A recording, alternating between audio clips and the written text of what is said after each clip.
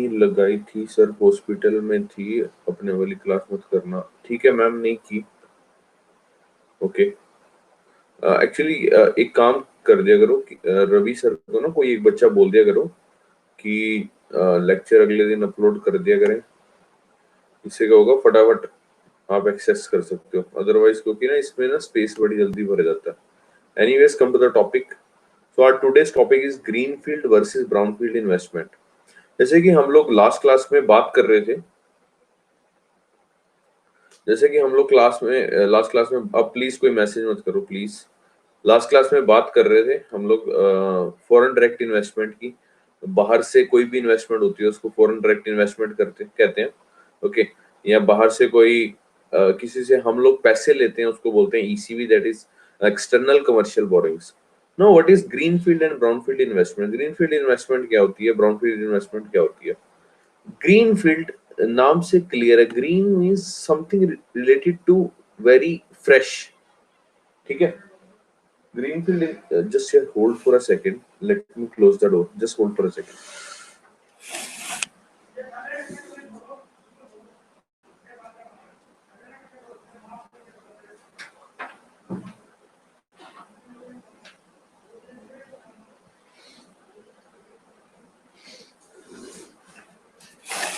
Sorry for the interruption. Greenfield investment क्या होती है सर? कोई भी फ्रेश इन्वेस्टमेंट। ठीक है। फ्रेश इन्वेस्टमेंट का मतलब क्या है? सपोज करो यूएस का कोई आदमी है, ध्यान से समझ लेना, लेमन टर्म्स में समझ लोगे ना तो इंग्लिश की रटने की जरूरत नहीं पड़ेगी, फिर पेपर में अपनी लैंग्वेज में आप बना सकते हो। देखो, सपोज करो यूएस की कोई कंपनी है, ठीक है, हमारे देश में वो इन्वेस्टमेंट करना चाहती है। ठीक है, हमारे देश में इन्वेस्टमेंट करना चाहती है और एक नई जगह पे करना चाहती है, मतलब वहां पे हर चीज न्यू होगी। मेन चीज पे फोकस करेंगे, वहां पे हर चीज न्यू होगी। न्यू बोले तो फॉर एग्जांपल कोई चॉकलेट बनाने की कंपनी है या शैम्पू बनाने की कंपनी है, ठीक है, उसको एक जगह चाहिए सेटअप करने के लिए, वो जगह भी नहीं होगी। वहां पे उस जगह पे उसको लाइसेंस चाहिए होगा, कमेटी घर से लाइसेंस मिलता है ना। ओके, पता होगा आपको। अच्छा, लाइसेंस चाहिए। अच्छा, वहां पे उसको कई तरह के अच्छा, उसको कनेक्शन चाहिए होगा बिजली का। चॉकलेट मैन्युफैक्चरिंग करनी है, बड़ी बड़ी मशीन्स लगेंगी। ठीक है, उसके लिए उसको इलेक्ट्रिसिटी का कनेक्शन चाहिए। अच्छा, उसको क्या कहते हैं, और भी कई तरह के लाइसेंस वगैरह, मतलब सब कुछ नया होगा वहां पे बिल्कुल। जिसको कहेंगे ए से शुरुआत होगी, उसको क्या बोलेंगे? Greenfield investment. ठीक है। दूसरी आती है ब्राउनफील्ड इन्वेस्टमेंट। ब्राउनफील्ड इन्वेस्टमेंट का मतलब क्या होता है सर? कोई भी एग्जिस्टिंग फैसिलिटी है, सपोज करो आपकी कोई फैक्ट्री थी, आपने वो फैक्ट्री कर दिया बंद। ठीक है, बंद कर दिया, इसका मतलब ये नहीं कि आप हर चीज वहां से उखाड़ के ले गए हो। ठीक है। ब्राउनफील्ड इन्वेस्टमेंट क्या होती है? क्या हो गया सर? वर्कर को क्या हो गया? वर्कर क्या? गुरप्रीत सिंह जी, क्या कह रहे हो आप? अच्छा, सॉरी कह रहे हो? अच्छा, देखो, ब्राउनफील्ड इन्वेस्टमेंट क्या होती है? ब्राउनफील्ड इन्वेस्टमेंट क्या होती है सर? सपोज करो आपकी कोई फैक्ट्री थी, ठीक है, आपकी फैक्ट्री थी, आपकी फैक्ट्री होगी बंद, किसी कारण से आपकी फैक्ट्री होगी बंद। ठीक है, वहां पे आपका काम खत्म हो गया, लेकिन आपके पास वहां पे इलेक्ट्रिसिटी का जुगाड़ भी है, मतलब कनेक्शन आपने ले रखा है। ठीक है, आपके पास क्या कहते हैं, आपने म्यूनिसिपल कमेटी से लाइसेंस ले रखा है। ठीक है, आपकी रजिस्ट्री हुई पड़ी है, जमीन के कागजात पूरे हैं आपके। ठीक है, सारी चीजें पूरी हैं। बट लेकिन आप वो लैंड आपकी क्योंकि फैक्ट्री बंद हो गई है, वो लैंड आप किस पे दे रहे हो? लीज पे दे रहे हो या फिर बेच रहे हो। ठीक है, तो यानी कि पुरानी फैसिलिटी पे नया बिजनेस शुरू करना, उसको बोलते हैं ब्राउनफील्ड इन्वेस्टमेंट। दोबारा से समझेंगे, ग्रीनफील्ड इन्वेस्टमेंट का मतलब क्या है? ग्रीनफील्ड इन्वेस्टमेंट का मतलब ये है सर, एक नए तरीके से, नया बिल्कुल सिरे से, बिल्कुल शुरुआत से, ए से हम लोगों ने एक नया बिजनेस शुरू करना है। उसके लिए हमें लाइसेंस चाहिए, उसके लिए हमें बिजली का कनेक्शन चाहिए, उसके लिए हमें पूरा सेटअप चाहिए। ठीक है, जमीन चाहिए हमें। ठीक है, ए टू जेड, मतलब सब कुछ नया आएगा। ब्राउनफील्ड इन्वेस्टमेंट मतलब कोई भी ऑलरेडी एग्जिस्टिंग फैसिलिटी थी, अभी वो वहां पे उसके उससे रिलेटेड काम हो गया खत्म, तो कोई बाहर से आके वहां पे दोबारा शुरू करना चाहता है। ठीक है, तो उसको बाकी चीजें, तो मतलब जैसे लाइसेंस वगैरह हो गए हैं, बिजली का कनेक्शन हो गया, और भी कई एक्स वाई जी चीजें, वो उसको ऑलरेडी मिल रही है, ठीक है, बस उसको आके वहां पे काम अपना सेटअप करना है, शुरू करना है। सिंपल है। Greenfield investment something new, brownfield investment old पे न्यू शुरू करना, बिल्कुल सिंपल है। अभी इंग्लिश वर्जन पढ़ेंगे, बड़ा सिंपल सा है, आपको समझ आ जाएगा। देखो इंग्लिश वर्जन क्या कहता है, इंग्लिश वर्जन कहता है कि ग्रीनफील्ड इन्वेस्टमेंट क्या है, it's a type of FTI, एक तरह की फॉरेन डायरेक्ट इन्वेस्टमेंट है। सिंपल सी बात। With greenfield investment a company will build its on brand new facilities, जैसे कि मैंने आपको बताया ना, फ्रॉम द ग्राउंड अप, मतलब बिल्कुल शुरुआत से ब्रांड न्यू फैसिलिटीज अपनी क्रिएट करेगी। In a greenfield investment a parent company open a subsidiary in another company.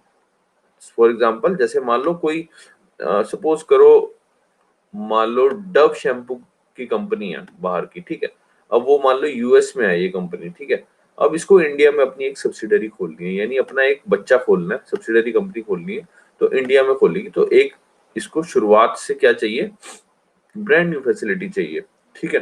दूसरी है, नेक्स्ट पॉइंट क्या है, instead of buying an existing facility, क्योंकि एग्जिस्टिंग फैसिलिटी किसमें बाय करता है, ब्राउनफील्ड इन्वेस्टमेंट में करता है। So it says that instead of buying an existing facility in that country the company begins a new venture by constructing the new facilities. देखो मैंने ये स्पेशल हाईलाइट किए हुए हैं ताकि आपको ध्यान रहे किन वर्ड्स के ऊपर फोकस करना। constructing new facilities in that country.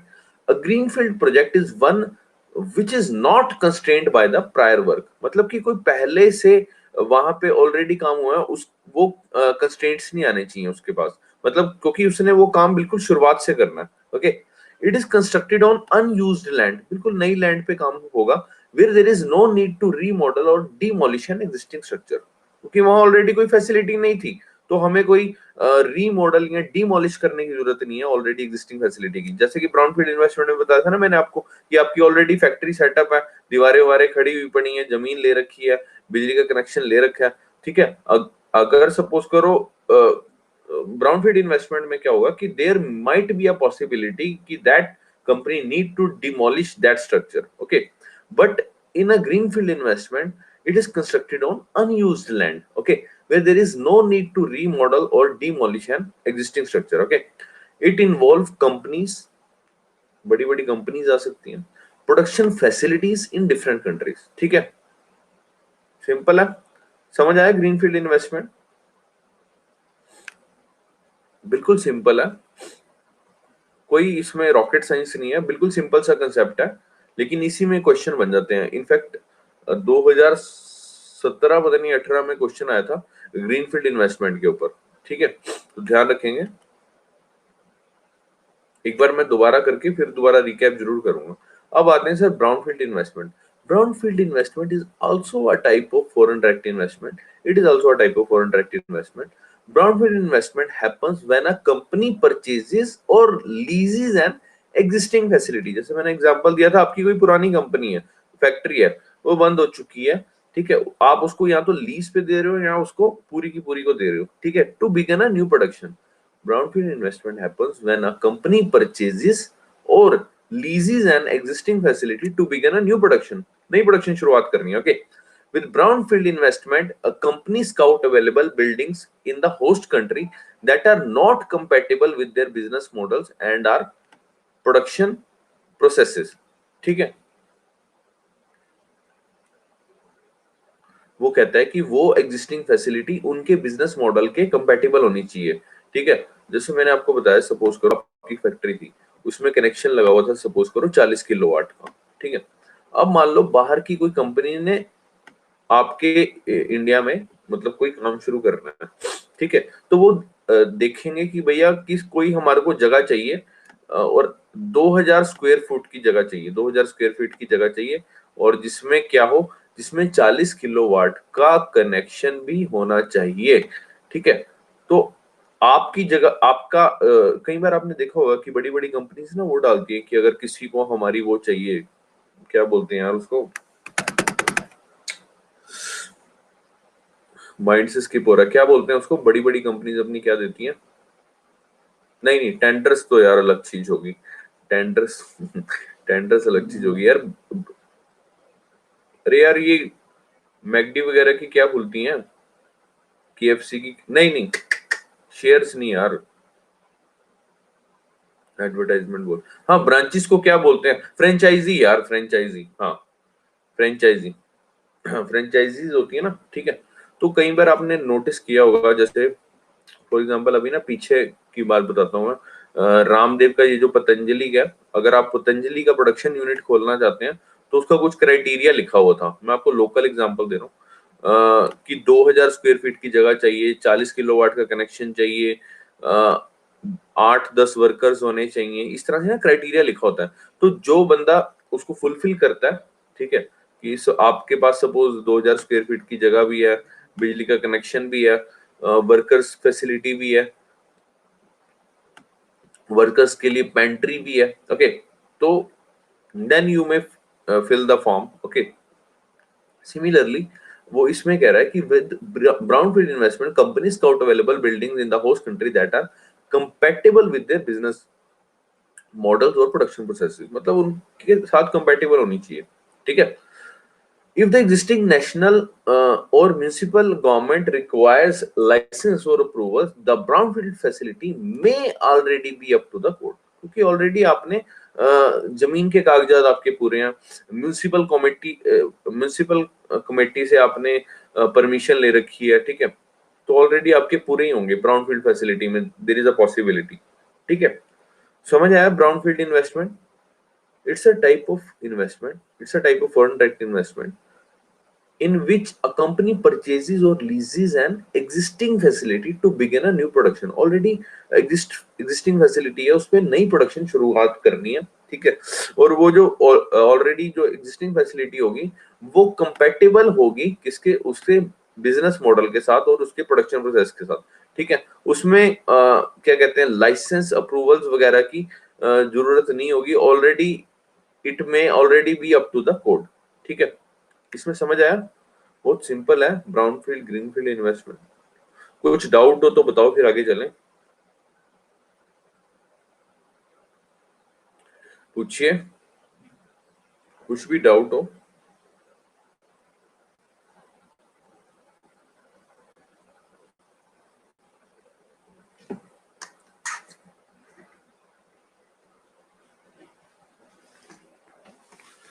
बहुत सिंपल है, we can relate it, pioneer species, pioneer species क्या हो गया? मेरे को नहीं पता क्या बोला आपने, I didn't heard this term before. Species कहां से आ गई इसमें? सर मैंने समझने के लिए बोला,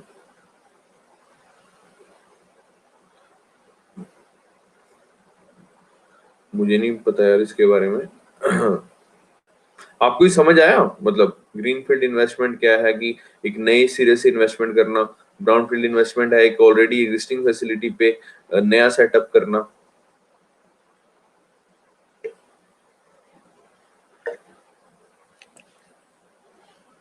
ग्रीनफील्ड में ब्रांच वाला कंसेप्ट लगेगा, हाँ सब्सिडियरी कंपनी तो खोल रहे हैं मैम, ये बोला ना, in a greenfield investment parent company open a subsidiary in another country, तो इट्स अ ब्रांच ना, ब्रांच कह सकते हो या सब्सिडियरी कह सकते हो, एक ही बात है ना। अरे सर आपको लास्ट पॉइंट ही हमेशा रह जाता है आपका, और उसमें कुछ होता भी नहीं है। किसका लास्ट पॉइंट नहीं समझ आया, ग्रीनफील्ड का ब्राउनफील्ड का? हाँ जी सर, BF।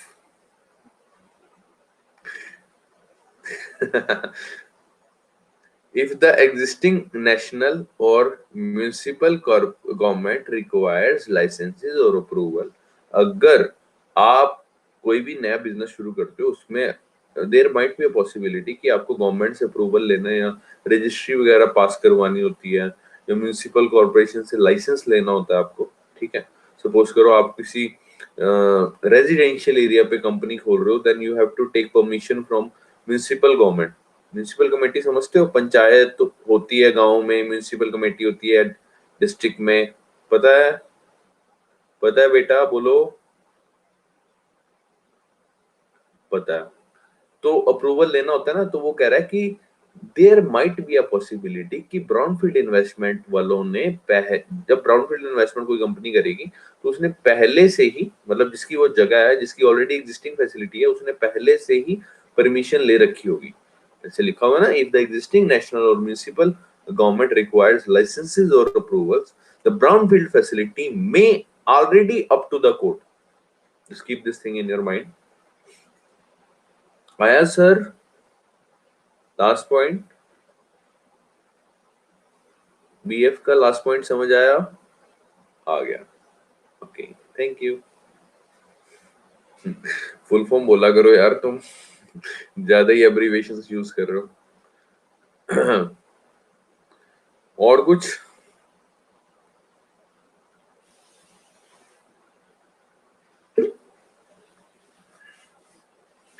बहुत सिंपल और एकदम साधारण सा कंसेप्ट है, इसमें ज्यादा दिमाग लगाने की जरूरत नहीं है। ठीक है, आगे चलते हैं सर।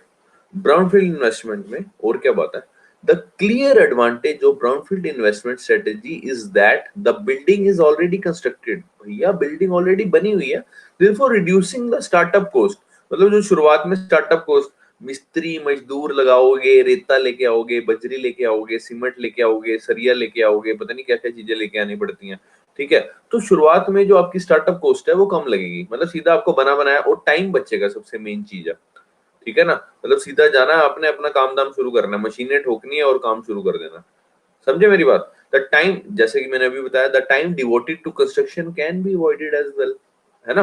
क्योंकि आपको पता है कि बिल्डिंग खड़ी करने में ही कई बार 6-6 महीने, साल साल लग जाते हैं। आई hope you can understand this thing. उसके बाद आगे चलते हैं। आपके भी घर में फादर साहब या आपके कोई रिश्तेदार या आपके पड़ोसी कोई मकान बनाता होगा, आपने देखा होगा मिस्त्री मजदूर बहुत ज्यादा परेशान करते हैं।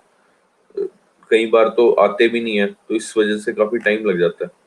ठीक है, स्पेशली शादी के दिनों में अगर आपने घर में काम छिड़वा लिया ना, व्हाइट वॉश का या कोई भी मरम्मत का, कोई दीवार तुड़वानी है या दोबारा से कंस्ट्रक्ट करनी है, तो आप बिलीव नहीं करोगे, मेरी शादी थी, मेरी शादी से 2 दिन पहले, 2 दिन नहीं, सॉरी, मेरी शादी वाले दिन से एक दिन पहले जब सेरेमनी शुरू होती है, तब मिस्त्री मजदूर निकले थे। और 2 दिन पहले मैं क्या कर रहा था घर में, घर में जब पेंट होता है, पेंट के वो उसके फर्श के ऊपर लग जाते हैं ना, वो पेंट के निशान व्हाइट व्हाइट से, जब वो सफेदी करते हैं, पेंट करते हैं, वो नीचे गिरते हैं ना, है ना? तो उसको उतारने के लिए ना एक वो आती है, पत्ती आती है, लोहे की पत्ती आती है, पता है? ऐसे लोहे की पत्ती आती है जिससे पट्टी भी करते हैं, दीवार के ऊपर पट्टी करते हैं। मैं 2 दिन पहले, लिटरली कह रहा हूँ, 2 दिन पहले ऐसे पट्टी से वो फर्श साफ कर रहा था, सीरियसली, वाइपर से सफाई कर रहा था 2 दिन पहले। दूल्हे राजा सफाई कर रहे हैं, झाड़ू झाड़ू पोछा लगा रहे हैं घर में। उसका वो तो चलो, अभी अगर सोचते हैं तो बड़ा अजीब सा लगता है कि अच्छा 2 दिन पहले ये काम कर रहे थे, तो उस टाइम एक्साइटमेंट इतनी होती है, अरे भाई शादी हो रही है, एकदम घर एकदम चमक, एकदम फर्श में देवी जी को चेहरा नजर आना चाहिए। नहीं एक्चुअली उन दिनों हुआ क्या था, हमारी काम वाली चली गई थी, एक्चुअली गांव चली गई थी।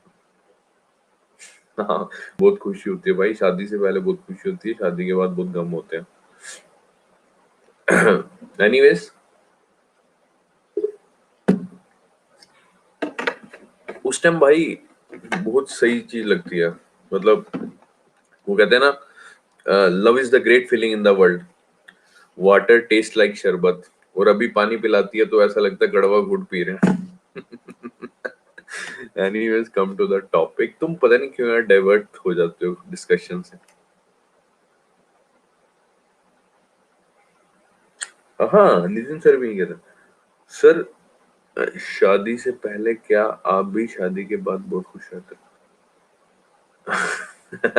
नहीं, खुश तो रहता हूँ यार मैं, लेकिन उतना नहीं रहता जितना शादी से पहले रहता था।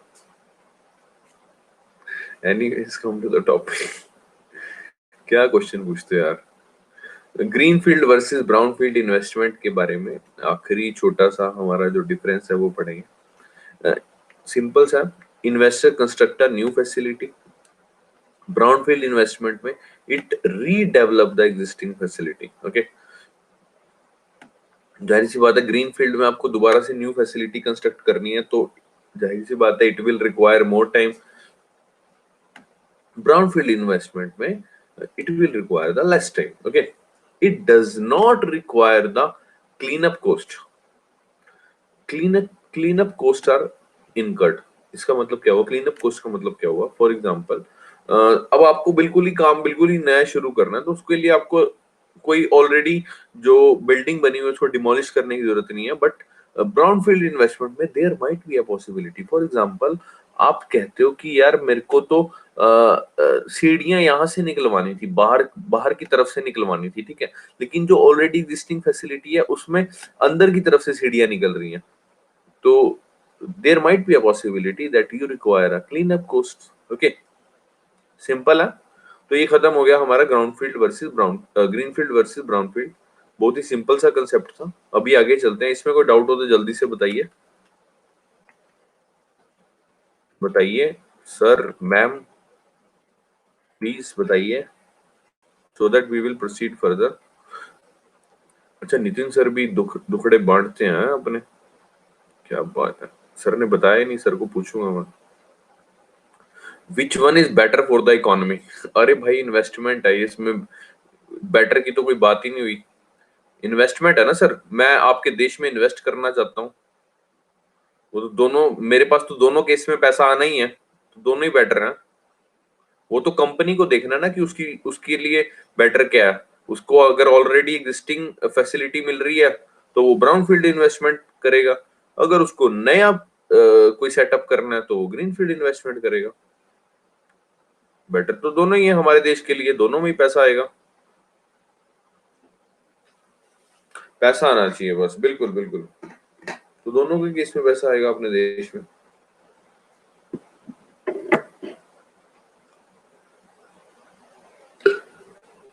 ग्रीनफील्ड इन्वेस्टमेंट में थोड़ा ज्यादा आ जाएगा क्योंकि बिल्कुल शुरुआत से करेंगे उसको.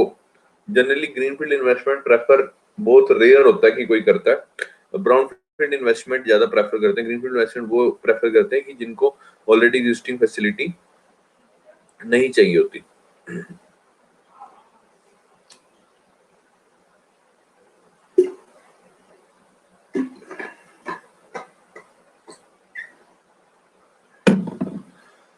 चलें नेक्स्ट टॉपिक के ऊपर चलें.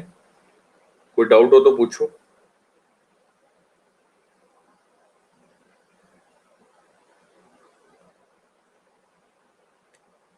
इट इज स्टिल अपलोडिंग यार, just hold for a second. होगी.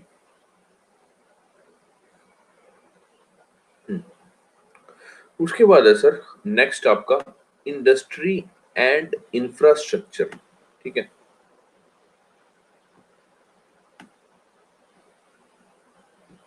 इंडस्ट्री और इंफ्रास्ट्रक्चर नेक्स्ट टॉपिक है हमारा. इंडस्ट्री एंड इंफ्रास्ट्रक्चर, इसके बारे में पढ़ेंगे.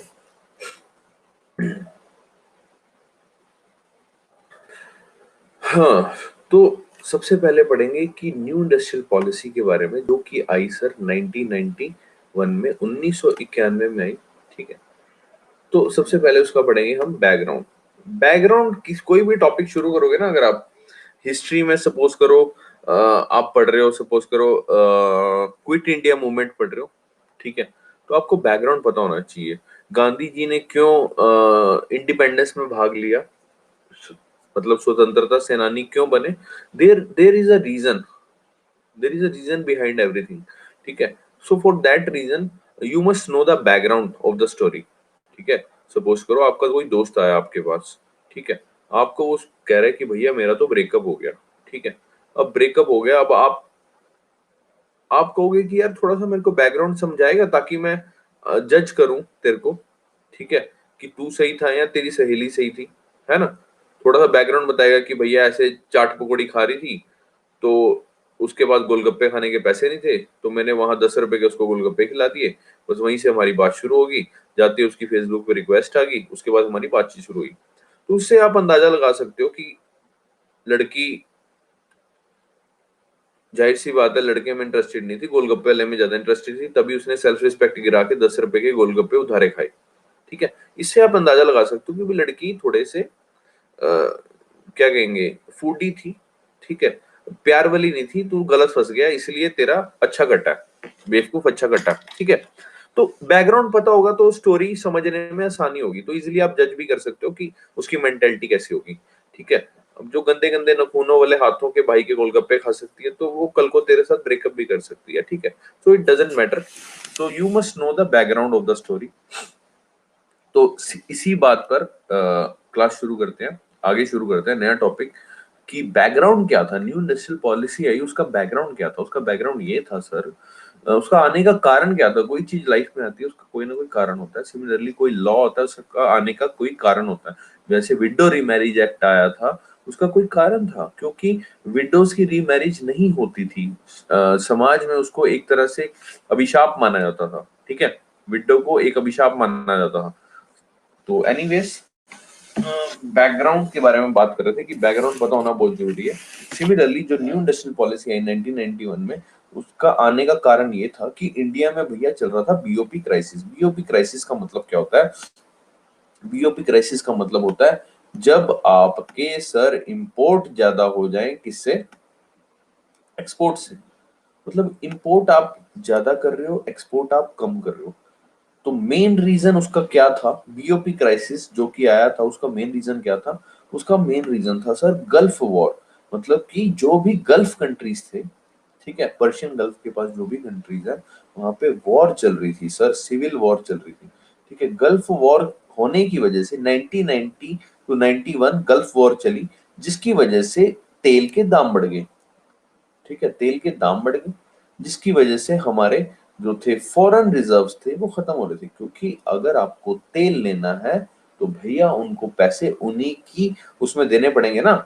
जैसे लेट्स से ओमान में क्या चलता है? रियाल चलता है। ठीक है, ठीक है, तो ये सब पता होनी चाहिए आपको, करेंसीज एक दो कंट्रीज की। हाँ, balance of payment, BOP balance of payment, बिल्कुल सही, बीओपी क्राइसिस।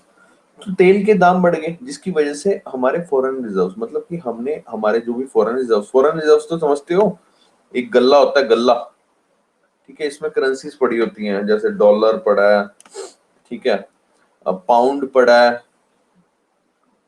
ओके, रियाल पड़ा है, मतलब काफी सारी करेंसीज पड़ी होती हैं। मतलब 5 हार्ड करेंसीज होती हैं मेजरली। ठीक है, आपको जिससे आप इंटरनेशनली ट्रांजेक्शन कर सकते हो। ठीक है, तो अब जाहिर सी बात है, आप तेल वेल अगर बाहर से खरीदोगे, महंगा खरीदोगे, तो आपको अपने फॉरेन रिजर्व्स तो निकालने पड़ेंगे ना, आप रुपए में थोड़ी डीलिंग करोगे।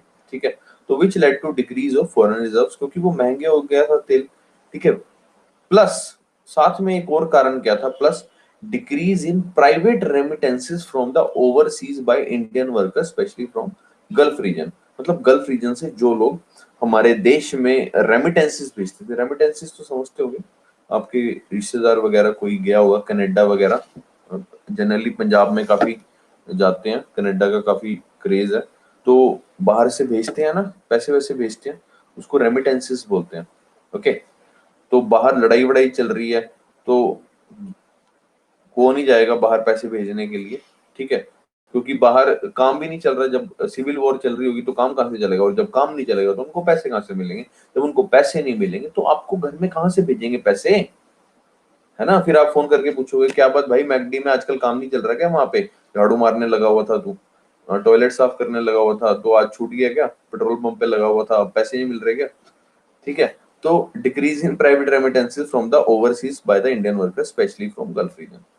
दोबारा से पढ़ते हैं, बैकग्राउंड किसका पढ़ रहे हैं हम? New industrial policy. New industrial policy आने का कारण क्या था? क्योंकि इंडिया में बीओपी क्राइसिस हुआ था। बीओपी क्राइसिस आने का कारण क्या था? यानी बीओपी क्राइसिस होता क्या, यानी इंपोर्ट हमारे ज्यादा हो गए थे, एक्सपोर्ट कम हो गए थे। इंपोर्ट हम ज्यादा क्या कर रहे थे? तेल कर रहे थे, तेल इंपोर्ट कर रहे थे, यानी तेल महंगा हो गया था, इस वजह से इंपोर्ट कर रहे थे। ठीक है, तो इसलिए हमारा बीओपी क्राइसिस हो गया था। बीओपी क्राइसिस का कारण क्या था? Gulf war. गल्फ कंट्रीज में वॉर हुआ था, कब? 19 टू 1991, जिस वजह से तेल के दाम बढ़ गए, जिस वजह से हमारा बाहर जो फॉरेन रिजर्व्स थे धीरे धीरे डिप्लीट होने लगे। Decrease in foreign reserve plus decrease in private remittances, मतलब बाहर से जो लोग पैसे भेजते हैं, ठीक है ना, बेचते तो वो उन्हीं करेंसी में होंगे जिस देश में काम करते हैं, ठीक है, उनकी करेंसी बेचते हैं, लेकिन बाद में वो कन्वर्ट हो जाते हैं रुपीज में। तो वो जो पैसे आते हैं वो फॉरेक्स रिजर्व में, यानी जो गल्ला है, गल्ला गल्ला बताया ना, 5 हार्ड करेंसी वाला, उसके बीच में रिजर्व हो जाते हैं, ठीक है। सो और उस वक्त क्या था, सोने पे सुहागा, क्या इन्फ्लेशन हो गई थी अराउंड 17%। समझ रहे हो सर कितनी ज्यादा, उस टाइम महंगाई 17% हो गई थी, बहुत हाई फिगर है। ग्रोस फिस्कल डेफिसिट कितना हो गया था, 8.4% ऑफ जीडीपी।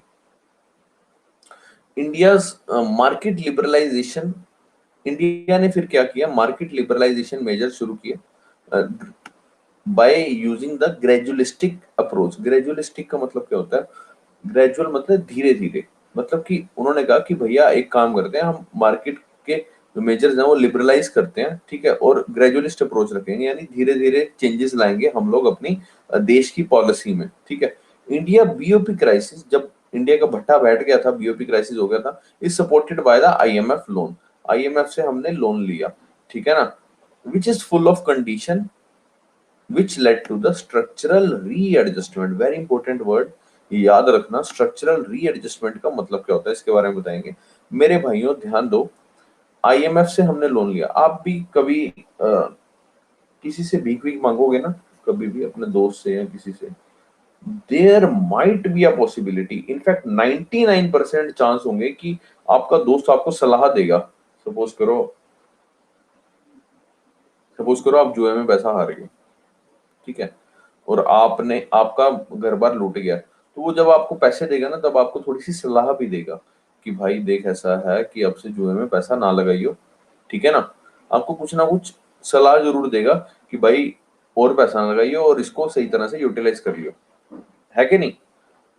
तो similarly India BOP crisis supported by the IMF loan which is full of condition.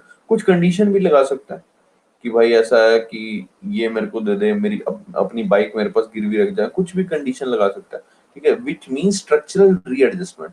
अब ये वर्ड बड़ा इंपॉर्टेंट है, इस पे ध्यान देना।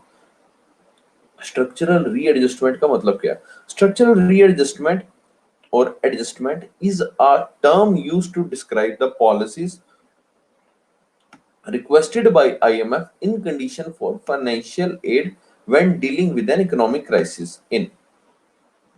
वो कहता है स्ट्रक्चरल एडजस्टमेंट एक टर्म है जो कि यूज हुई है टू डिस्क्राइब द पॉलिसीज, जो कि आईएमएफ ने पॉलिसीज बताई है कि भैया इंडिया, अब आप इस तरह की पॉलिसीज पे ध्यान दो जो सी मैं बता रही हूँ, किसके बदले, जो उसने फाइनेंशियल एड दिया, जो उसने हेल्प की है, ठीक है, when dealing with an economic crisis in, जब इंडिया को इकोनॉमिक क्राइसिस आया पड़ा था, ठीक है। So to tackle the root cause of the problem and provide a framework for long term development and growth, ताकि वो जो रूट कॉज है, यानी प्रॉब्लम की जो जड़ है, उसका निवारण किया जाए। समझे मेरे भाई। It involve a combination of free market policies. वो कहते हैं फ्री मार्केट पॉलिसीज आई, जैसे कि प्राइवेटाइजेशन, कि भैया आपने हर चीज गवर्नमेंट के अंदर ले रखी है, थोड़ी सी प्राइवेटाइजेशन करो। फिस्कल ऑस्टेरिटी करो, ठीक है, फ्री ट्रेड करो और डीरेगुलेशन करो। फिस्कल ऑस्टेरिटी का मतलब क्या है, ऑस्टेरिटी का मतलब वैसे तब होता है, फिस्कल ऑस्टेरिटी का मतलब होता है कि क्या कहते हैं, टैक्सेस वगैरह लगाओ ताकि आपके पास पैसे आए, ठीक है, टैक्सेस आप ज्यादा लगाओ और एक्सपेंडिचर कम करो, ठीक है, इसका मतलब ये होता है एक्सपेंडिचर कम करो, मतलब जो फालतू के खर्चे हैं आपके वो कम करो, एक्सपेंडिचर कम करो, टैक्सेस ज्यादा लगाओ, इसको बोलते हैं फिस्कल ऑस्टेरिटी। ध्यान देंगे, दोबारा से एक बार देख लेते हैं। न्यू इंडस्ट्रियल पॉलिसी, जिसका बैकग्राउंड क्या था, इंडिया में बीओपी क्राइसिस आया था, मेन रीजन था गल्फ वॉर। गल्फ वॉर 1992 1991, तेल के दाम बढ़ गए थे, जिससे क्या हुआ, फॉरेन रिजर्व हमारे कम हो गए और decrease in private remittances from the overseas Indian workers, specially from the Gulf region. Inflation उस टाइम बढ़ी हुई थी 17%, ग्रोस फिस्कल डेफिसिट बढ़ा हुआ था 8.4% of GDP. Okay, India's market liberalisation major, जो कि ग्रेजुअलिस्ट अप्रोच इंडिया ने यूज की, और इंडिया का BOP crisis supported by the IMF loan, IMF से भीख मांगी थी, which is full of condition which led to the structural readjustment. यानी कि इंडिया का जो ढांचा था, जो पॉलिसी थी, उसमें स्ट्रक्चरल, उसके स्ट्रक्चर में क्या कहते हैं चेंजेस आए। वो चेंजेस क्या थे, कुछ पॉलिसीज रिक्वेस्ट की थी आईएमएफ ने कि भैया अब ये वाली पॉलिसीज पे आपने चलना है, ठीक है, policies requested by the IMF in condition for financial aid when dealing with an economic crisis in. So to tackle the root cause of the problem and provide a framework for long-term development and growth, it involves a combination of free market policies जैसे कि privatization, fiscal austerity, free trade and deregulation. यहाँ तक कुछ ना समझ आया हो तो पूछो, आगे चलते हैं। यहाँ तक कुछ ना समझ आया हो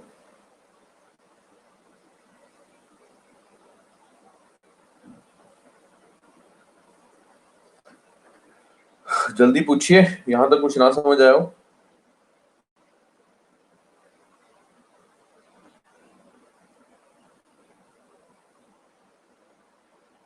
अरे हाथों में मेहंदी लगा ली क्या?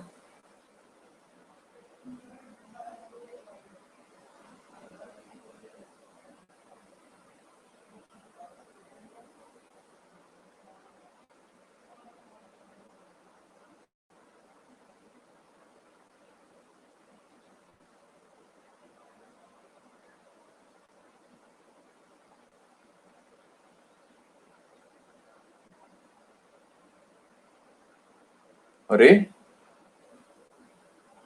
कहाँ चले गए भाई सबके सब? डीरेगुलेशन, डीरेगुलेशन का मतलब क्या होता है? रेगुलेशन का मतलब बताओ मैम, रेगुलेशन का मतलब क्या होता है? रेगुलेट का मतलब कंट्रोल करना, और डीरेगुलेशन का मतलब क्या होता है? मतलब कंट्रोल ना करो, ठीक है। यानी कि इसका मतलब क्या हुआ? लिबरलाइज करना फ्रॉम गवर्नमेंट रिस्ट्रिक्शन। बिल्कुल बिल्कुल सही बात। मतलब कि गवर्नमेंट की जो रिस्ट्रिक्शंस थी, जैसे गवर्नमेंट ने क्या होता है ना कि जैसे कई कंपनीज होती हैं कि जिसमें गवर्नमेंट लाइसेंस जरूरी है, या उसको सिर्फ गवर्नमेंट ही खोल सकती है, तो गवर्नमेंट ने काफी सारी जो इंडस्ट्रीज थी उनको प्राइवेटाइज किया, तो इसको बोलते हैं डीरेगुलेशन करना। आपने सुना होगा यार, गवर्नमेंट काफी सारी कंपनीज डीरेगुलेट करती है, आपने न्यूज में भी सुना हो, शायद मैंने क्लास में भी बताया था। डी लाइसेंसिंग सुना है? डी लाइसेंसिंग, डी लाइसेंसिंग या डी रेगुलेशन ऑफ कंपनीज, हाँ वो यही होती है, उसको बोलते हैं डी रेगुलेशन करना। मतलब उस ज्यादा रिस्ट्रिक्शंस लगा रखी हैं, जैसे आपके घर वालों ने आपके ऊपर रिस्ट्रिक्शन लगा रखी है, बेटे बाहर नहीं जाना रात को 7 बजे के बाद, अकेली लड़की खुली तिजोरी की तरह होती है ना, इस तरह से लगाते हैं ना माँ बाप। तो उसको कहते हैं रेगुलेट करना, यानी कंट्रोल करना। और जब कह दिया कि जा बेटे कोई नहीं, जाओ बाहर एंजॉय करो, कोई दिक्कत नहीं है, घूमो फिरो ऐश करो, तो उसको बोलते हैं डीरेगुलेशन करना, यानी बहुत ज्यादा कंट्रोल ना करना, ठीक है। यानी लिबरल हो जाना बहुत ज्यादा। कहीं होते हैं ना, जैसे कई पेरेंट्स होते हैं जो बहुत ज्यादा लिबरल होते हैं, लिबरल का मतलब कि वो बच्चों को ज्यादा रोक टोक नहीं करते, उनको लिबरल पेरेंट्स बोलते हैं, and that is very good thing, ठीक है। क्योंकि यार जिसको जैसा होना है ना वो अपने आप हो जाएगा, आप जिसके ऊपर जितनी ज्यादा रिस्ट्रिक्शन लगाओगे वो उतना ज्यादा खराब होएगा, ये मेरी बात ध्यान रखना। अगर आप किसी को बहुत ज्यादा सही करने की कोशिश करोगे ना, इवन पेरेंट्स की बात ही कर रहा हूँ, अगर बच्चे को बहुत ज्यादा मारोगे ना तो बच्चा ढीठ हो जाएगा, याद रखना मेरी बात। बहुत ज्यादा मारोगे, यार तू तो बड़ा बदतमीज है, तू तो बड़ा नालायक है, मारी जा रहे हैं उसको, मारी जा रहे हैं, कि ये सोच के कि शायद अ, पीटने से बर्तन सही हो जाता है, जैसे कई लोग बोलते हैं, तो वो सही नहीं होगा, वो खराब हो जाएगा और बदतमीज हो जाएगा बहुत ज्यादा, ठीक है। और बहुत ज्यादा प्यार भी मत करो, क्योंकि अगर बहुत ज्यादा प्यार करोगे तो सिर पे चढ़ जाएगा, ढीठ हो जाएगा, कहीं टेक फॉर ग्रांटेड ले लेते हैं फिर। तो बैलेंस बना के रखो, ना बहुत ज्यादा गुस्सा करो ना बहुत ज्यादा प्यार करो, बैलेंस बना होना चाहिए, ठीक है। हाँ तो आगे चलते हैं। रिजर्वेशन ऑफ, हाँ उस टाइम जैसे मैंने आपको बताया, ये देखो वही वाली बात आ गई डीरेगुलेशन वाली। Reservation of industries cut down to only 8, मतलब सिर्फ 6 इंडस्ट्रीज ऐसी रखी गई कि जिनमें रिजर्वेशन की जरूरत होगी, मतलब गवर्नमेंट के क्या कहते हैं आपको हामी की जरूरत पड़ेगी, and remaining open for the private sector investment. बाकी कंपनीज में क्या कहते हैं प्राइवेट सेक्टर की इन्वेस्टमेंट हो सकती है, लेकिन इन 8 कंपनी जो रिजर्व रखी गई थी किसके लिए? गवर्नमेंट के लिए, ओके। एट प्रेजेंट ओनली, और अभी के टाइम पे ओनली 2 इंडस्ट्रीज रिजर्व्ड फुल्ली और partially for the public sector और सेंट्रल गवर्नमेंट, ठीक है। अभी सिर्फ 2 इंडस्ट्रीज ऐसी हैं जिनमें गवर्नमेंट का फुली और पार्शियली इन्वेस्टमेंट है, ठीक है। कौन कौन सी है वो? पहली है atomic energy and nuclear research and other related activities. जाहिर सी बात है काफी सिक्योरिटी से रिलेटेड इंडस्ट्रीज हैं, that's why government put it under his control. Like mining use and management, mining पता होगा आपको, fuel fabrication, export import. The next one is waste management of radioactive minerals. Okay, waste management of radioactive minerals. जैसा कि आप देख सकते हो ये है atomic energy fusion reactors, picture में आपको दिखाया हुआ है। ये BARC है, भाभा एटॉमिक रिसर्च सेंटर। आपका होमवर्क है, इसके बारे में R&D करेंगे, भाभा एटॉमिक रिसर्च सेंटर के बारे में। ओके, उसके बाद है सर नेक्स्ट आपका railway sir. Many functions allowed for private entry, ठीक है, लेकिन काफी चीजें हैं रेलवेज में जो जिसमें प्राइवेट एंट्री अलाउ है, but still it is not a full fledged railway service provider. जैसे कि लिखा हुआ है, ये राज है, ये सिमरन है, आपने देखी होगी DDLJ। राज उतर जाओ ट्रेन से, उसका किराया बढ़ चुका है, सिमरन बोल रही है, ठीक है, but Raj is not ready to listen, even Bauji. कि राज कह रहे हैं सिमरन कोई नहीं, आ जाओ, मेरे पास पैसे हैं, मैं लेके जा सकता हूँ तेरे को ट्रेन में, ठीक है। ये भाई साहब देख रहे हैं, ये देख सकते हो आप डब्बे में से, जैसे कि हमारे देश का एक आम नागरिक। भाई को कुछ नहीं पता, भाई की बीवी उधर परे मूंगफलियां खा रही, क्या कर रही है, भाई का इधर ध्यान है कि राज कैसे लेके जाएगा सिमरन को, ठीक है। तो सो रेलवेज दो आपको बताए जिसमें पार्शियली और कंप्लीटली गवर्नमेंट की क्या कहते हैं एंट्री है, सॉरी प्राइवेट, मतलब सॉरी क्या बोल रहा था यार मैं। दो इंडस्ट्रीज ऐसी हैं जिसमें जो कि रिजर्व रखी गई हैं पब्लिक सेक्टर इन्वेस्टमेंट के लिए, ठीक है, और सेंट्रल गवर्नमेंट इन्वेस्टमेंट के लिए, atomic energy and nuclear research and other related activities, और दूसरी है रेलवेज, ठीक है। हालांकि कुछ फंक्शन ऐसे हैं रेलवे के जो कि प्राइवेट सेक्टर इन्वेस्टमेंट के लिए अलाउ किए गए, but still it is not a full fledged railway service provider. Okay, उसके बाद आगे चलते हैं delicensing of the industries। जैसे कि presently only 5 industries that require a compulsory licensing। सिर्फ 5 इंडस्ट्रीज ऐसी हैं जिनमें कंपल्सरी लाइसेंसिंग चाहिए, जैसे कि aerospace and defence related electronics, gun powder, industrial explosive and detonating fuse. Okay, detonating fuse पता होगा आपको, न्यूक्लियर रिएक्टर में लगता है। ओके, इंडस्ट्रियल एक्सप्लोसिव भी पता होगा आपको। ओके,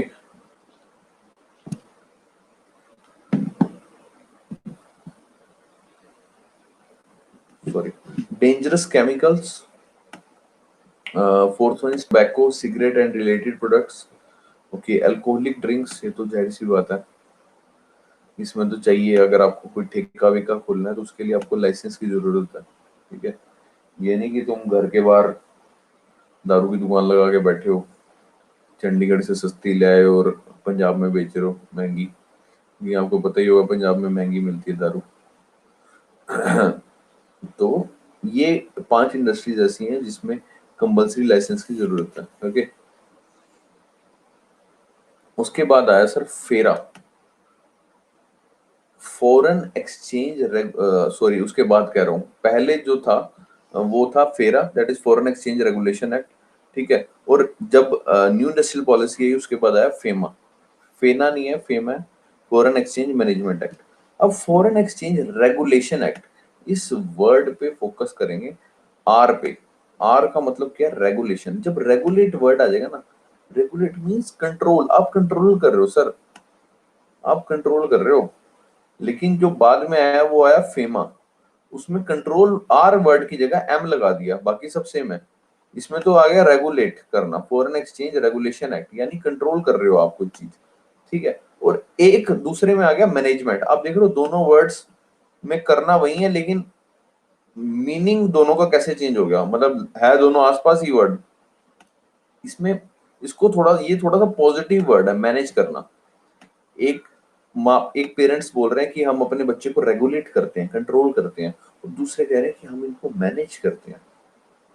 देख रहे हो, दूसरा वर्ड थोड़ा सा पॉजिटिव है, तो इसलिए कहते हैं कि शब्दों का चयन सोच समझ के करें, शब्द ऐसे इस्तेमाल करें क्योंकि जब आप कुछ बोलेंगे तो सामने वाला उससे अंदाजा लगाएगा कि आप किस तरह के हो। ठीक है, क्योंकि किसी के अंदर किसी ने झांक के नहीं देखा कि कौन बंदा कैसा है, सही है गलत है, लेकिन ये शब्द ही होते हैं जो कि सामने वाले के बारे में बताते हैं कि आपका नेचर कैसा है या आप किस तरह के इंसान हो। ठीक है, तो regulate word, foreign exchange regulation act 1973, it's a draconian foreign exchange legislation. पहले ही नाम दे दिया कि भैया ये तो बहुत खतरनाक था, foreign exchange legislation, foreign exchange law था। इसका पर्पस क्या था? बेसिकली टू रेगुलेट, यहाँ पे देख लो हाईलाइट किया हुआ special, to regulate the payments and foreign exchange, मतलब कि बाहर से जो पेमेंट्स आ रही हैं उसको रेगुलेट करना। Better usage of foreign exchange, मतलब कि जो बाहर की पेमेंट आएगी, बाहर की जो पेमेंट आएगी हमारे देश में जो पेमेंट आएगी उसको रेगुलेट कैसे करना है।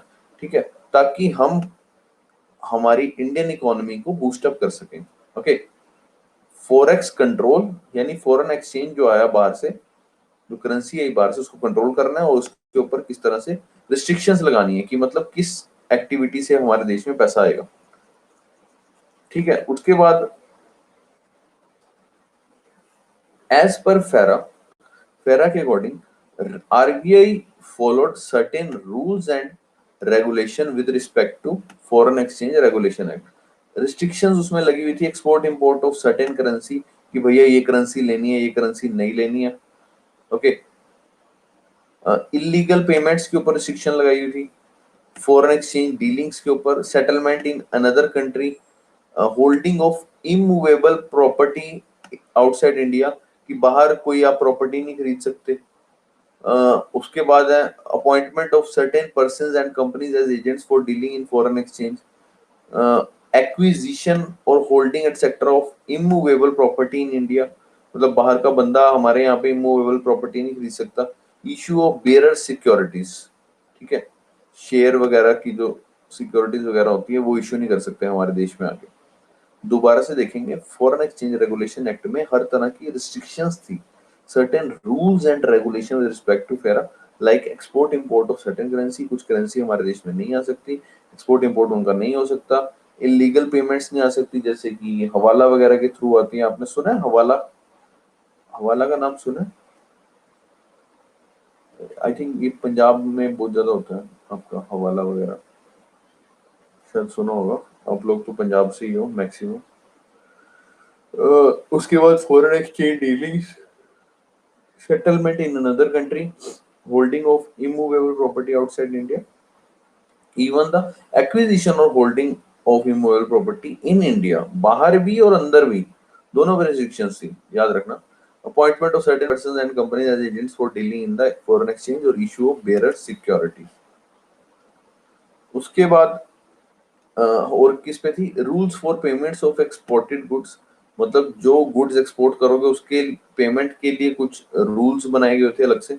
Permission require from RBI for foreign nationals for practising professions in India, अगर सपोज करो बाहर का कोई टीचर आता है या कोई डॉक्टर आता है, अगर वो इंडिया में कुछ प्रैक्टिस करना चाहता है उसके ऊपर भी, उसमें भी परमिशन चाहिए होती थी आरबीआई से। ठीक है, सो नोट करने वाली बात यह है दैट फेरा introduce when forex reserves of the country was very low. फेरा फॉरेन एक्सचेंज रेगुलेशन एक्ट जो कि 1973 में आया, ये तब इंट्रोड्यूस किया गया जब हमारे देश के फॉरेक्स रिजर्व बहुत कम थे, और हम लोगों ने पहली इतनी सारी रिस्ट्रिक्शन लगा दी, तो जाहिर सी बात है अब तो और कम हो जाएंगे, है कि नहीं? सिंपल सी बात है, आपका दिमाग पहले ही कम है और मैं ऊपर से रिस्ट्रिक्शन लगा दूं कि अरे नहीं यार तुमने बाहर, सपोज करो मेरा बच्चा है, ठीक है, उसका दिमाग अभी छोटा है, वो अभी छोटे दिमाग को ना, जब छोटा बच्चा होता है ना, तो उसको एक्सप्लोर करने देना चाहिए वर्ल्ड को, कि ये भी चीज छेड़ू, मैं वो भी चीज छेड़ू, तभी उसको पता चलेगा कौन सी चीज क्या है। ठीक है ना, उसका यूज पता चलेगा। लेकिन अगर पहले ही मैं रिस्ट्रिक्शन लगा दूं, अरे यार इसको बाहर नहीं जाना, इसको चॉकलेट नहीं खानी, इसको ये नहीं करना, इसको वो नहीं करना, बहुत ज्यादा रिस्ट्रिक्शन लगाऊंगा ना, तो वो और कम हो जाएगा। कभी आप ना नोट करना, कभी ध्यान देना, एक बड़ी इंटरेस्टिंग बात बताता हूँ कि ना, जो लोग ज्यादा सोशलाइज नहीं होते ना, मतलब सोशलाइज बोले तो बाहर दोस्तों में नहीं जाते, या फिर कहीं पार्टीज में नहीं जाते, या जिनकी पब्लिक डीलिंग नहीं होती, लोगों से मिलना जुलना नहीं होता, उनका कॉन्फिडेंस थोड़ा कम होता है। कभी नोट करना, कभी नोट करना। हमारी हमारे इवन की इंडिया में आप देखना, जो हमारी मम्मियां होती है ना, मम्मियां मम्मियां थोड़ी सी शरीफ होती हैं, पापा लोग चालाक होते हैं।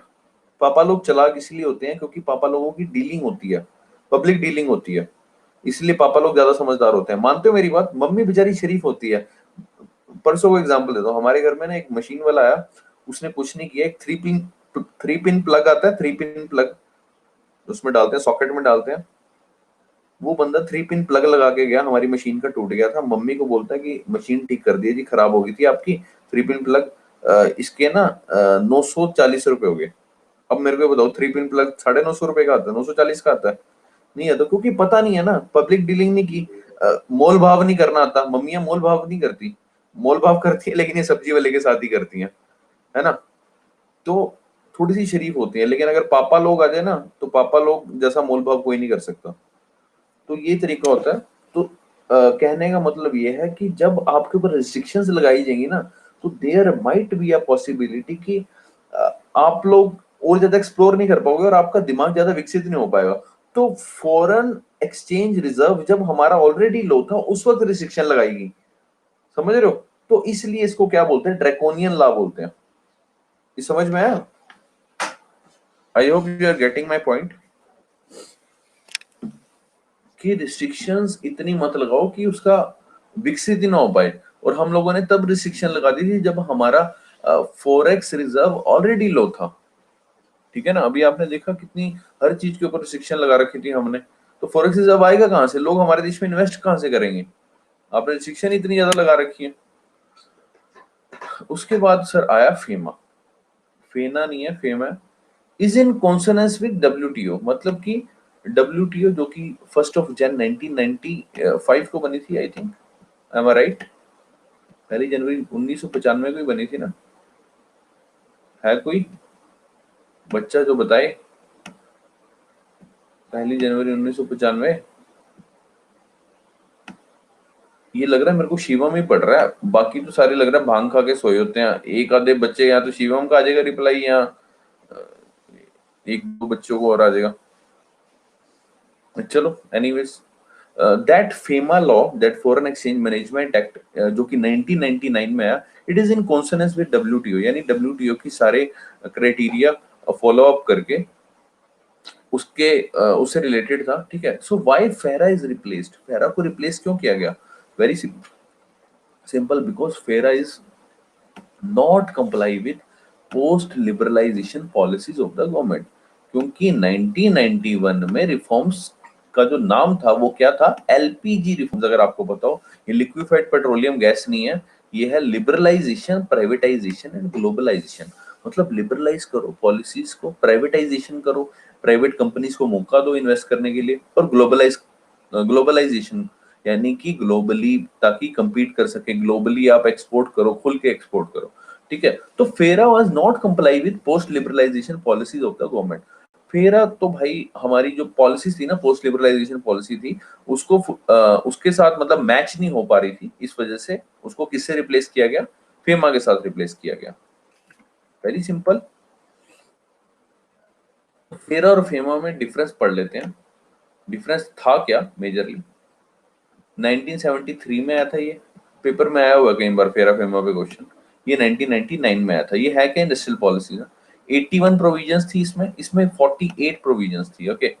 इसमें करंट अकाउंट डिफाइंड नहीं था, इसमें डिफाइंड था। ओके? याद रखेंगे, आप बिजनेस वगैरह खोलोगे ना, उसमें सेविंग अकाउंट नहीं बनता, उसमें करंट अकाउंट बनता है। याद रखना, आपके घर में जिसकी भी कंपनी वगैरह, इंडस्ट्री वगैरह होगी, उसको पता होगा।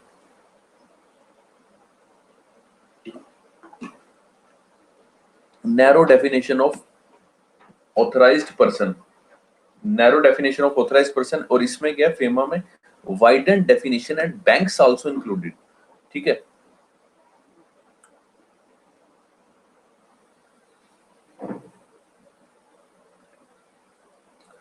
उसके बाद क्या है? No IT provision. हाँ, इसमें इसमें इसमें वो है, सॉरी, हाँ हाँ, सही बोला, करंट अकाउंट कैपिटल अकाउंट वाला है ये। मैं बैंक का बोल गया, सॉरी। ठीक है ठीक है। ये करंट अकाउंट कौन से वाला है? ये उसमें उसमें होता है यार, बीओपी में होता है। एक करंट अकाउंट होता है, कैपिटल अकाउंट होता है। ठीक है, करंट अकाउंट आपका जो डेली का एक्सपोर्ट इंपोर्ट होता है उसमें वो चीजें आती है, कैपिटल अकाउंट में आपकी लॉन्ग टर्म वाली चीजें आती हैं। ठीक है, इसमें कोई आईटी प्रोविजन नहीं थी, इसमें आईटी प्रोविजन थी। इसका वायलेशन अगर करते हो फॉरेन एक्सचेंज तो ये क्रिमिनल ऑफेंस माना जाएगा, और फेमा वाले को सिविल ऑफेंस माना जाएगा, और इसमें मॉनेटरी पेनल्टी लगेगी। ओके, और क्या डिफरेंस है? The appeal sent to the, यार मेरा लैपटॉप की बैटरी डाउन हो गई, एक सेकंड होल्ड करो।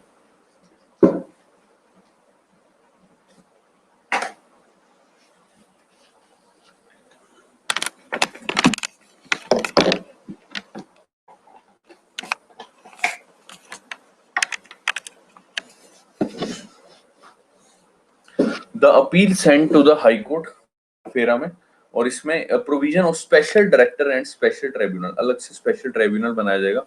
No legal help to accused, जो भी एक्यूज होगा उसको कोई लीगल हेल्प नहीं दी जाएगी। इसमें एक्यूज के पास राइट है फॉर लीगल हेल्प के लिए।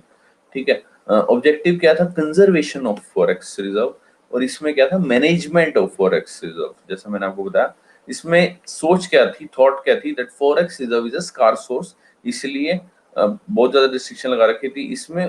उसको कहा कि भैया फॉरेक्स रिजर्व तो एक एसेट है, उसको यूटिलाइज करो फर्दर।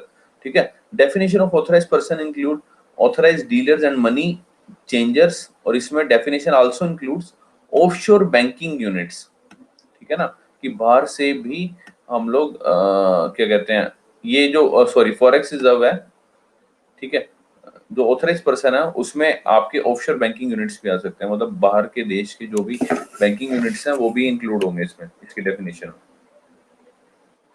उसके बाद है sir main features of FEMA. Main features क्या है इसके फेमा के? FEMA empower the central government to regulate flow of payments to and from a person situated outside a country। मतलब empower करेगी सेंट्रल गवर्नमेंट को टू रेगुलेट, ताकि control कर सके फ्लो ऑफ पेमेंट का to and from a person situated outside a country. All financial transactions, foreign security और exchange can not carry out without approval of FEMA. ठीक है, foreign exchange management act की approval के बिना carry नहीं हो सकती financial transaction. An authorized person under FEMA is a person authorized by the RBI to deal in foreign exchange। Authorized person जो FEMA के अंदर रजिस्टर है, जो कि RBI रजिस्टर करेगा इसको, to deal in the foreign exchange. In public interest government can restrict authorised person from carrying out forex deals. मतलब अगर सपोज करो कोई पब्लिक इंटरेस्ट की अगर कोई बात आती है तो गवर्नमेंट के पास अथॉरिटी है कि वो ऑथराइज पर्सन को रोक भी सकती है कि फॉरेन एक्सचेंज डीलिंग्स के लिए। ठीक है ना, फॉर एग्जांपल हमारा पाकिस्तान के साथ युद्ध हो रहा है, there might be a possibility कि गवर्नमेंट रिस्ट्रिक्ट कर दे उस वक्त फर्दर क्या कहते हैं डीलिंग, उसकी फॉरेक्स डीलिंग। ठीक है, पाकिस्तान के साथ। It empowers the RBI to put restriction on transaction even if it is carried out via authorized individual। मतलब गवर्नमेंट आरबीआई को एम्पावर करेगी कि भैया तू रिस्ट्रिक्शन लगा सकते हैं इसकी ट्रांजैक्शन के ऊपर। ठीक है, even if it is carried out via authorized individual. Okay, Indians residing in India require a permission to conduct forex और फॉरेन सिक्योरिटी ट्रांजैक्शन और राइट टू होल्ड और own immovable property in a foreign country. Indians जो हैं, जो India में reside करते हैं, they require permission to conduct forex और forex security transaction, right to hold और own immovable property in a foreign country. उनको क्या परमिशन की जरूरत पड़ेगी?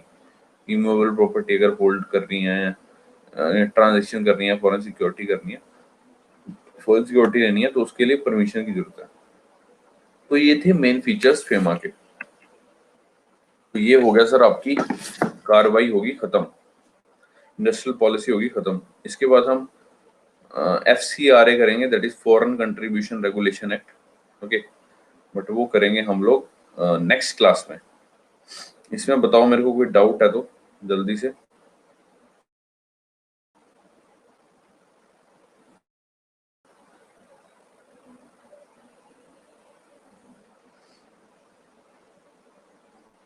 लीगल हेल्प सर, मान लो कि सपोज करो कि यूएस का कोई बंदा है, ठीक है, उसने हमारे देश में इन्वेस्टमेंट की है, सपोज करो वो फंस गया है, ठीक है, तो वो कह रहा है कि हम लोग उसको लीगल हेल्प देंगे बंदे को, ठीक है। फेमा में था, उसमें स्पेशल राइट दिया गया 1 लाख से कि भैया इसकी हेल्प हो जाएगी, लेकिन इसमें कोई हेल्प ही नहीं थी एक्यूज पास। मतलब बंदा इन्वेस्टमेंट करने से पहले ही डर जाएगी यार कल को अगर मैं फंस गया मेरे को तो लीगल हेल्प ही नहीं मिलनी इंडिया में। समझे मेरी बात? ये चक्कर है लीगल हेल्प। और कोई मेरा भाई, मेरा भाई बहन?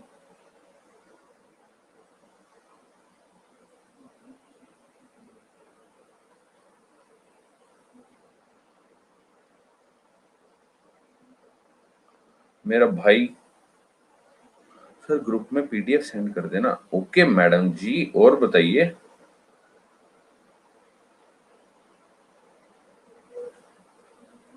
सर जी कल का लेक्चर अपलोड कर दो।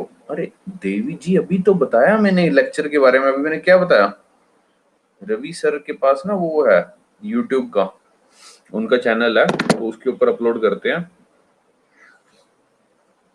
तो आपसे दरख्वास्त है मेरी कि आप रवि सर को कह दीजिए प्लीज, कोई डाउट हो तो बताइए। एनीवेज, तो बच्चे बच्चे बड़े होशियार हो गए हैं, लग रहा कोई डाउट नहीं है। Please sir start the test series of economics.